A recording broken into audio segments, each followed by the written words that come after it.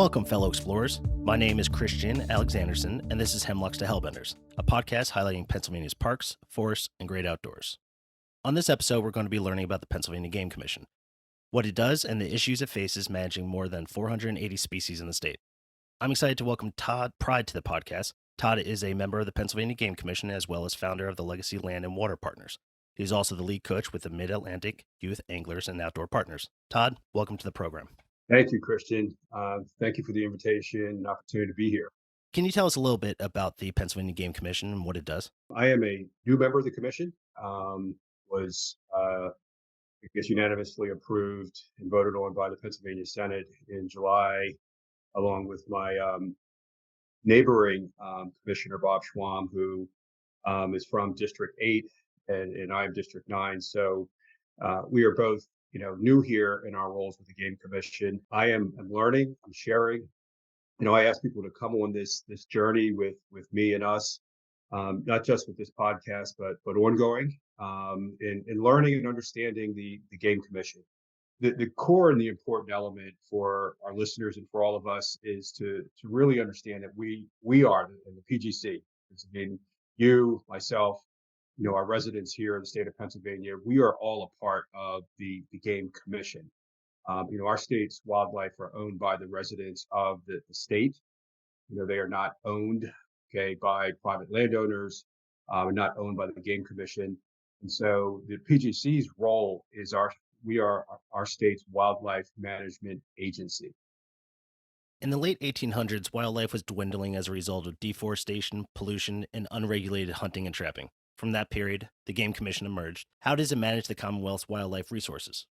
Well, it started, as you touched on, in 1895. The agency was formed, largely because we did not have regulations for our wildlife species, particularly our species of interest and in pursuit of hunters, white-tailed deer, elk, other species that we have. So that was at the core of the formation of the agency at that time, one of the first agencies in the country. And that largely is the focus now. What sort of issues do wildlife face in Pennsylvania?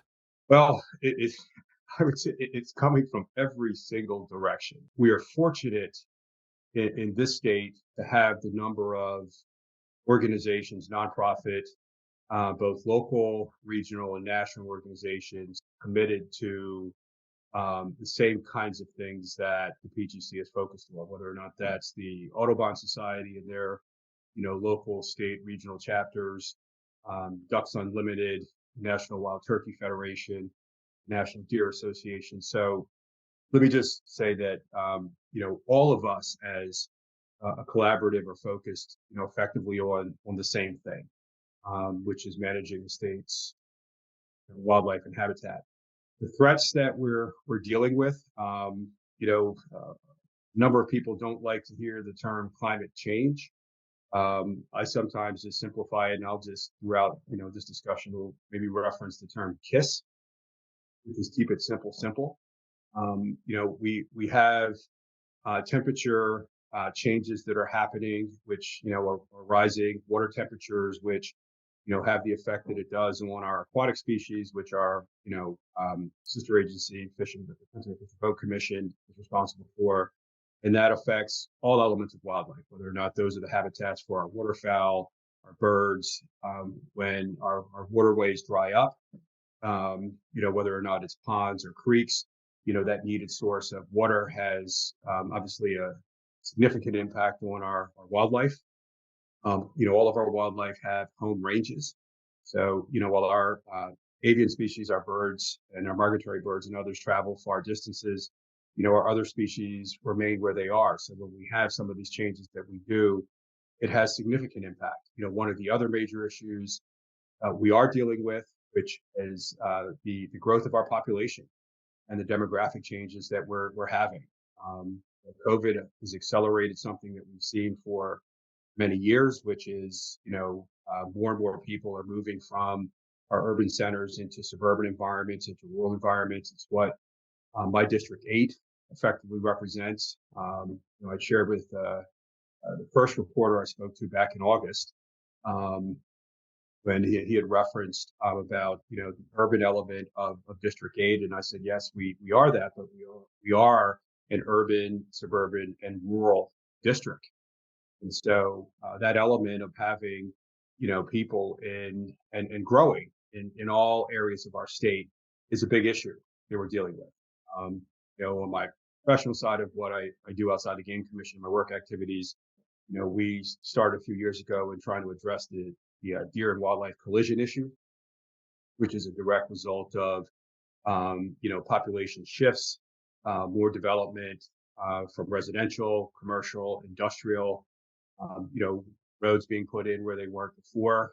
So, I would say those are kind of our big challenges. And then, one that we'll spend some time on here is kind of one of my priority elements is chronic wasting disease. Well, let's talk about the one you brought up towards the end, chronic wasting disease. What is it? Well, chronic wasting disease is a neurological disease. And I'll repeat the words that you just said: chronic wasting disease. The acronym CWD as it's used, but it's important for all of us to understand, what this disease is. I mean, and as I'll reference, throughout this, is for all of our listeners, as we all use Google to find out information for things that we want to know, utilize our, PGC website.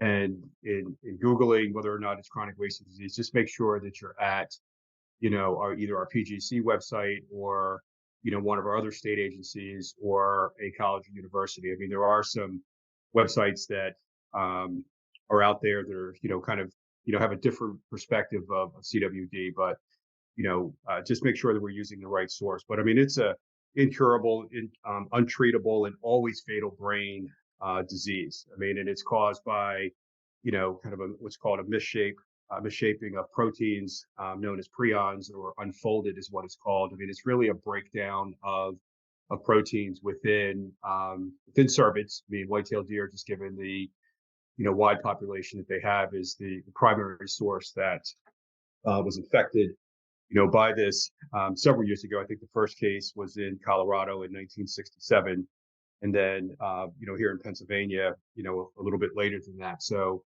it's a disease that is fatal when deer are infected with it. The major issue, Christian, and I have been studying CWD for now over 6 years, and the reason why I started on this, and my first conversations were with a former longtime deer and bear biologist for the Game Commission, and then subsequently with a number of other wildlife biologists, and every single one of them said the same thing. One, it's never going away. What we know is that it takes 18 to 24 months generally is the time that the symptoms of this disease show up in a deer. Sometimes when looking at a deer, when those symptoms first, or the deer is infected, oftentimes you're not able to see it, but when it starts to progress, pretty obvious that this animal is not healthy. When I heard that element of 18 months to 2 years, and then there are other academic and research studies indicate that sometimes these symptoms and the infection lasts for 4 years in deer. Well, given the lifespan of most white-tailed deer, most of them are harvested before they're 4 years old. So knowing that it takes 18, 24 months to show up really indicates to me, and in the role that I'm in, but when I started on this, because this was a threat to my training business, my training operation, and the opportunity to introduce more young people and adults to hunting and hunting heritage. When I heard from the biologist that this is never going away, and knowing the importance of, not just white-tailed deer hunting, but and another point of emphasis I want to make is hunters are a part of the wildlife management ecosystem. You know, I think more people think that there are more complaints about deer hunting in my district than there actually are. I mean, there are some people, and again, this is everywhere, that don't like hunting.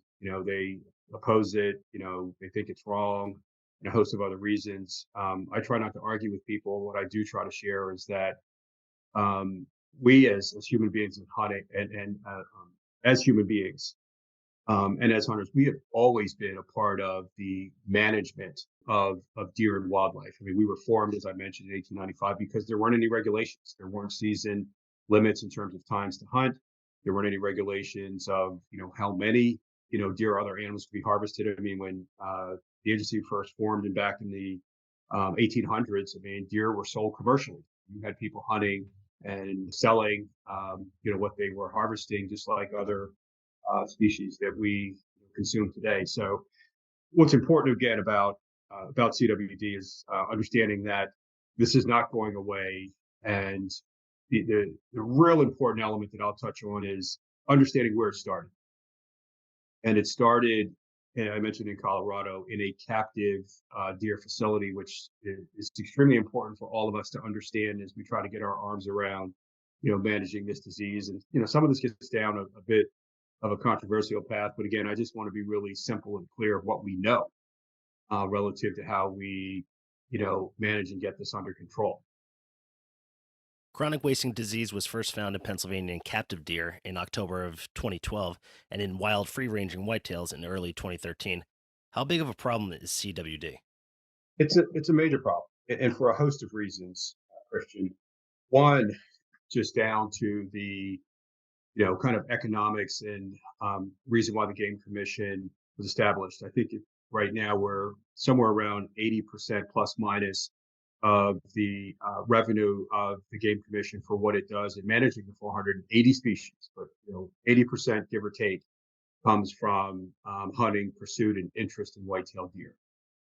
So, with a threat to this species, both in terms of its existence, in terms of the population, but also then as what the PGC recommends, and I think pretty much every state that has CWD, and the numbers of states are growing. I can't even quote what they are right now because it continues to grow, is to not consume venison and the meat from deer that are infected by chronic wasting disease. And I'll leave it up to our website and some of our other staff experts to talk about some of the details of our disease management areas. I mean, I'll touch on that, but this is a serious issue. And while it hasn't made its way yet, knock on wood, here in District 8, from where I am from, which is Chester County, Delaware, Bucks, Montgomery, and Philadelphia County, it has been identified in, I believe, Lancaster County, our neighboring county here around. So, we're all fearful of the if and when this spreads throughout the state. So, and again, with this growing and the potential of reduction in hunting, and again, the numbers of deer aren't going to grow. I mean, the number of deer infected by CWD is not going to be a control factor in terms of the population. I mean, these deer are going to continue to reproduce, and so having a sickly population that we don't necessarily know is sickly continue to grow, and particularly getting into areas that are heavily populated with people and deer. This is definitely a problem. We're trying to get our arms around it. My focus and my role is just elevating, where this originated from in terms of captive facilities and trying to address that captive facility element and, helping those facilities to potentially transition to some other aspects of what they do as a business. I mean, I run a small business, and so I'm cognizant of those that have gone into the what's called the deer farming business. But yeah, there's a lot of things that are being discussed and talked about with it. How is it spread? It's spread through saliva, feces, particular. So it's that physical contact, from deer to deer. Again, deer whose noses are touching each other, or deer that are interacting with each other. I mean, similar to other diseases that we have, amongst humans. So again, that physical contact from deer to deer. Deer that are defecating in various areas, the urination. And again, deer, like other species, are attracted to those areas, particularly during the mating season, when you're starting to come together for reproductive purposes. So it's really that contact. I mean, what we hear is, and some of the things that are happening right now in terms of control factors, which are captive facilities that have high fences and double fences to keep the captive deer from interacting with the wild deer that may have CWD. Those facilities, many of them are testing their deer, which obviously is something that's needed and required as we ask of those facilities. But therein lies the challenges that we're faced with as an agency, because we don't regulate those captive facilities. And that is something that we are trying to address as commissioners. What are disease management areas and are they helping with the problem? Um, the disease management areas are areas that CWD has been identified, okay, in the deer population in those areas. Our biologists and scientists, once those deer have been a deer, not group of deer, a single deer is identified, who've been infected with CWD. Some of this comes from deer, and I think oftentimes from roadkill. We have facilities, kind of bins, containers that are placed in these areas and in other areas where hunters can actually put the parts of the deer into those, kind of the skull, the head, and others where the CWD infection is identified, and then those are tested, by the commission and staff. And so once a deer has been identified, that geographic area that is around that area is then, determined, defined as a disease managed geographic area. And so within those areas, I believe we may be up to, this number is growing, we're between 7 and 11. I should know this number, but it's a growing number. It's a growing number in all areas of the state. Again, our PGC website has an interactive map there that shows where those are. But again, these are defined areas, and so in those defined areas, the PGC has put in place harvest parameters. Deer can't be moved out of those areas once it's been identified as they're harvested. So there's limitations we have. We have special regulations, permits that are provided to hunters in those areas, because the goal is, when those areas are established, Christian, is to reduce the herd so that the spread, okay, can be contained within those areas. And the agency's doing an incredible job, I think, across the country. That's been, I think, one of the primary ways to stop and slow down the spread, is where these infected deer have been identified, is to reduce that population in that area, and then to stop the movement, okay, of those deer out of those areas, so that it's not being spread into other areas. And again, whether or not it's animal to animal, again, from a roadkill standpoint, and we have other animals that are maybe feeding off of that animal that is there until it's picked up. And sometimes, as we know, deer are never picked up. And so vultures and other predator species are now feeding off of that, and obviously the potential of that to make its way into other parts of the area. So again, something is a serious growth issue. I have to think this spread of information has to be difficult for people because there's a lot of people out there that aren't hunters and aren't conservationists, and they kind of look at deer as a nuisance. They look at them as things to not hit on the highway. How do you kind of get this information that this is more than an issue that's just for conservationists and just for hunters? The important element is sharing what it is that we know. It's a transmittable disease. I mean, while it has not been identified in humans yet, the key word in that biologists and scientists have been sharing, whether or not it's from the CDC to wildlife biologists, at our various state agencies, is yet. And so I think for consumers, for conservationists, for those that are concerned about, our wildlife habitat and our wildlife, the opportunity and potential for CWD to spread to other species.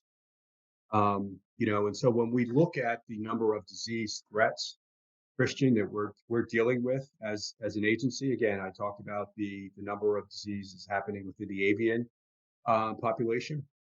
When we have a number of species that are infected, okay, with various diseases, um, it's pretty practical to think that a disease is going to jump from one species to another, and its species being meaning from potential animal to a human. And so all of us should be concerned. What is the Game Commission doing to address this problem? On a number of fronts. Again, one of the main elements that I just touched on right now, and one of the main elements of control, um, is through hunting. Trying to encourage more people to consider, okay, getting into to hunting. People hunt for different reasons. I mean, myself, for deer hunting, I've mostly donated my venison to food bank, the local food bank here. So whether or not that's for personal consumption, and again, for people that are hunting for what we call putting meat in the freezer, venison in the freezer, that effort of what they're doing is helping to manage that population in that area. And so encouraging more people to get into hunting, and then encouraging people to encourage others to get into hunting. I mean, we know just from a time and interest, philosophy, not everybody wants to hunt, and some people just like to see those beautiful deer, which obviously we support that, but we do need people to participate in this equation. As we're now seeing more predator species expand throughout the state. I think every single county in the state of Pennsylvania, coyotes are present. I think in a lot of areas we're seeing an increase in foxes, and so that predation factor with them helps, okay, with the population as well, but not enough. I mean, I don't think a lot of people in most places in the state want to see packs of coyotes moving through their areas, because it'll have more of an impact um, on deer than it does than with other species. But and so again, from the education standpoint, with our communities across the state in terms of participation in hunting, the other element that we're starting to spend a little bit more time on is not feeding deer. A lot of people like to feed deer in their yards and others, because they like to see them and so forth. I mean, that is something that we advocate to not do. One, it's not biologically productive for deer, okay, to be fed, okay, by humans. I mean, in terms of their systems, their biological systems. I mean, they feed off of the things that they do in their environments, and when they're eating sources of food that are not natural or in volumes that are not natural, I mean, they're going to feed when they want to feed and need to feed. Okay, but when we're feeding them, we're not helping at all. We're actually hurting. When we're feeding deer, particularly this time of year, we're pulling them out of areas that they would normally feed, and we're pulling them out of the wild. So when people are consuming deer corn or others in a backyard or something like that, I mean, one, that creates more movement across roadways. So that's increasing the potential conflict or vehicle collisions and accidents. But again, we don't want deer to become reliant on humans feeding them, because they are wild animals. So we're, again, from an education information standpoint, starting to share that. And contrary to some people's belief, and I do sometimes get this question, well, if more deer were hit, would that actually help control the population? No, no, and no, on a lot of different levels. But yeah, so we're trying to get at this issue, Christian, on from a number of different sides. Again, just trying to increase our participation as people, as humans in the equation, is what we're trying to do, largely. As somebody who's now just getting into hunting in my late 30s, I am more than happy to help with this problem now. Well, we need it. It's fascinating, because I mean, I think we've heard the term. Maybe you use the term locavore, which is I think a term that I think has been making its way through the millennial population of wanting to eat and consume what one is able to harvest. And that is an important element. I mean, a lot of people do hunt for feeding, okay, themselves and their families. I mean, it is arguably one of the healthiest meats. It's obviously very lean, not a lot of fat that's there. And it, from my perspective, it just brings people closer to, what we all eat. I mean, to be able to go out and hunt, and again, whether or not that's deer, whether or not those are other species, I mean, they're all a part of the equation. I mean, there's different ways to go about doing that, but um, again, as what you're saying here, as we get off of this podcast, obviously I want to be helpful in whatever way that I can to help you um, expand what you can do, because there are hurdles. I mean, that's one of the things that we're tackling with the game commission is there are hurdles for people getting um, into hunting, whether or not that's people that are in urban areas where there are not a lot of public areas that people hunt. The game commission manages over 1.5 million acres of public game lands, and then our kind of partner sister agency with Department of Conservation and Natural Resources, I believe, manages over 2.5. So we've got tremendous acreage here in the state, but a part of the challenge and opportunity is how can we provide some mechanisms for people that are not close to those areas to then engage those areas. So there's a lot happening with different initiatives, different programs. I mean, in city of Philadelphia, the John Hines National Wildlife Refuge, I think this was third or fourth year that they held a mentored hunt for both adults and youth. And so I participated as a volunteer in one of those back in the fall, and hopefully, one's coming up, here this last month of the season. And then we expanded that in Philadelphia to another park in Northeast Philadelphia, Benjamin Rush State Park.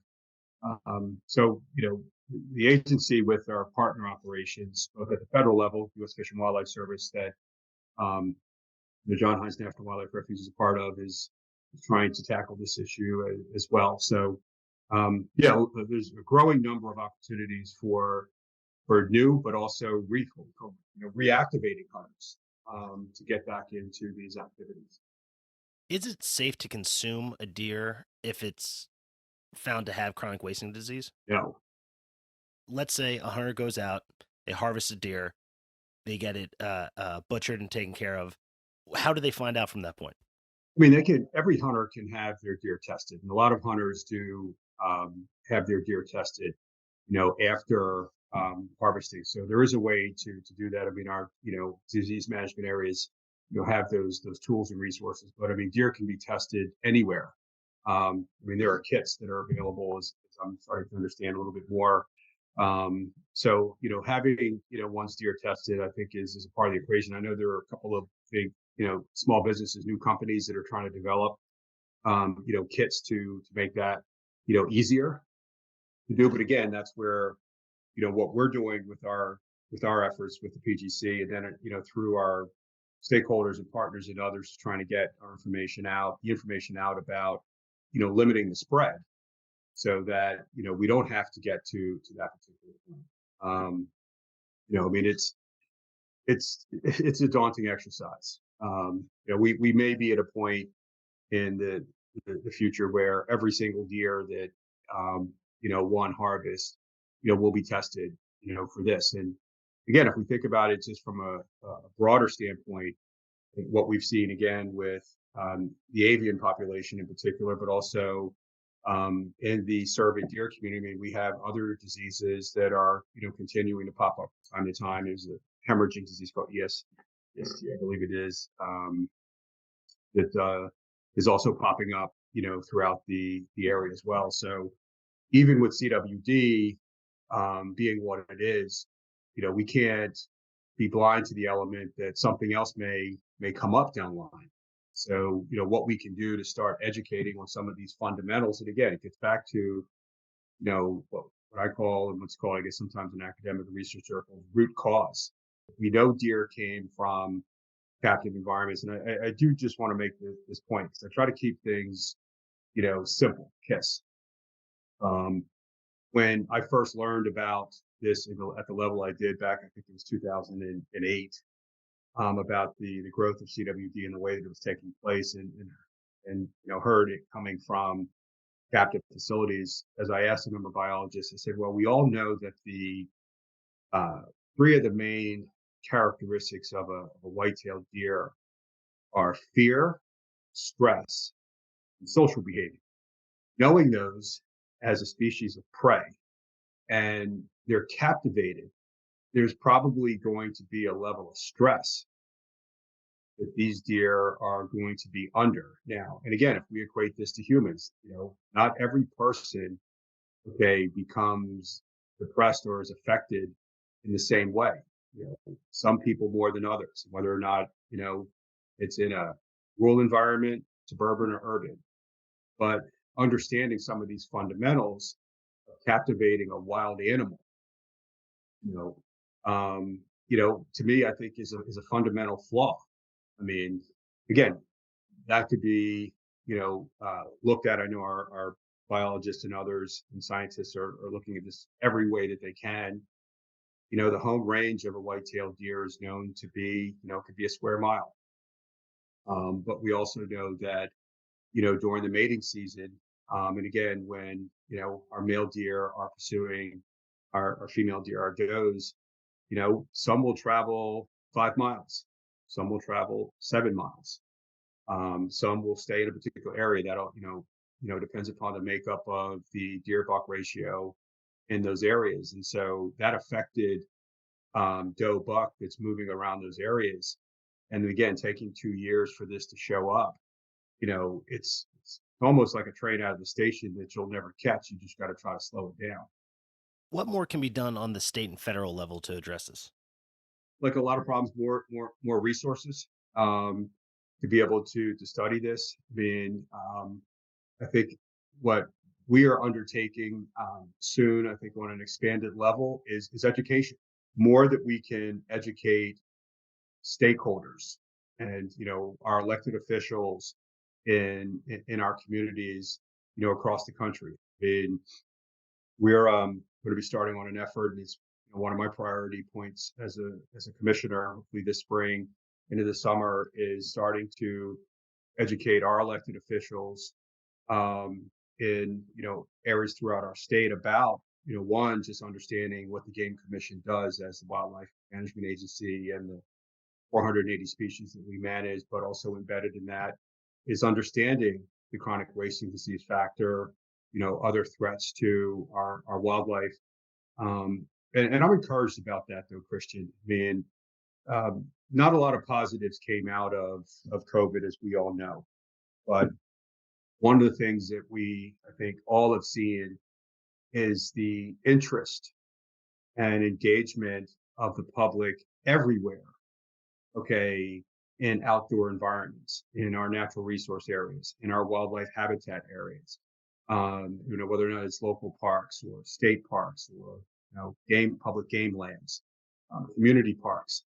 So I think as we start to educate our stakeholders in our communities more about these elements, the more that we can do. So at a state level and a federal level, the more that we can garner support to do that, I think we'll be able to address these issues more effectively, and be more proactive than just reactive.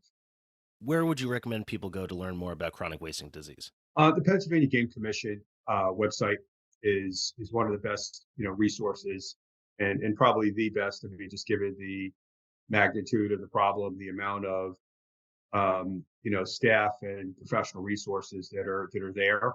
Not everyone loves the Game Commission, as I'm finding out, being in my role. So some people may not trust the Game Commission's website, but other resources such as the National Deer Association, I'd say parallel, if not probably one of the most go-to sources for chronic wasting disease. Other state agencies, okay, have great resources.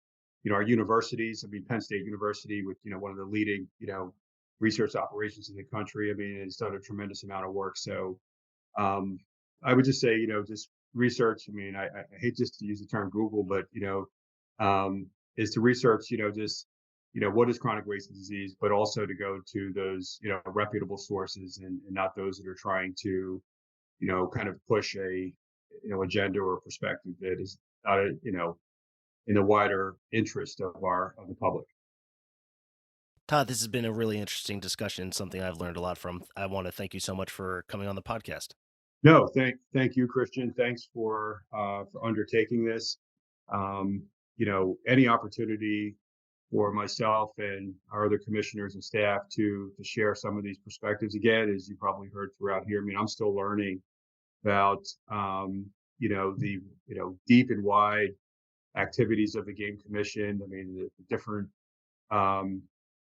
areas of staff. I mean, as I talk about the staff, I mean, this is an agency that is at the core are wildlife biologists, scientists, engineers, professional managers,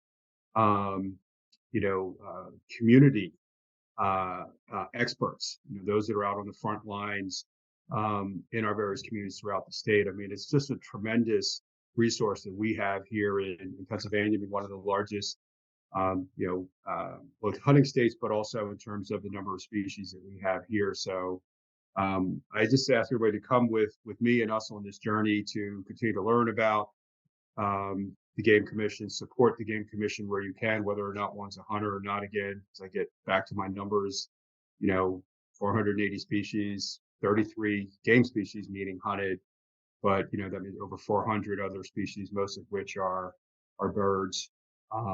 We need all the help that we can get, whether or not one wants to buy a hunting license or not. Just support us in any way that one can.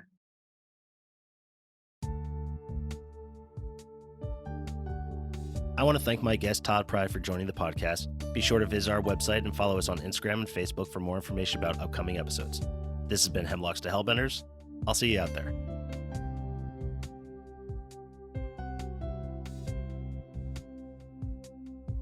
Hosting, production, and editing by Christian Alexandersen. Music by John Sauer. Graphics by Uncle Traveling Matt's Random Expedition.